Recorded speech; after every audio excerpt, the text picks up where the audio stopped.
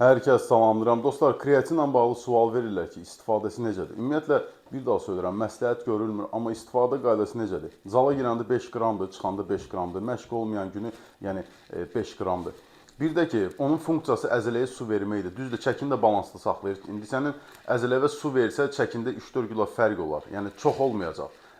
Və bir də ki, fiziki gücün də fərq göstərir. Amma ki, bir müddət sən onu istifadə eləməyəndə o su çəkilib gedir və gücün də istər-istəməz zəifləşir və ətrafdan səni desələr ki, biraz arıqlamısan, vapşe insanı, yəni psixoloji pis təsir edir. O baxımdan yəni düşünməyin ki, bundan nəticə görürəmsə sırf həmişə bunu için. Xeyr, yəni özünüz bilirsiniz də, onun funksiyası böyrəkdə depo yaratmaqdır. Bir şey ki, bədənə su verir. O baxımdan yəni 20 gün işləyir, 10 gün içməyin. 20 gün işləyiz, 10 gün fasilə verin. Bir daha söylürəm, əgər nəticə verirsə, sırf ona yönəlməyin. Yəni, sırf kreatin için xeyr. Əsas ən önəmlisi nədir? Sağlam qidadır və bir də məşqdir. Düzgün məşq təbii ki.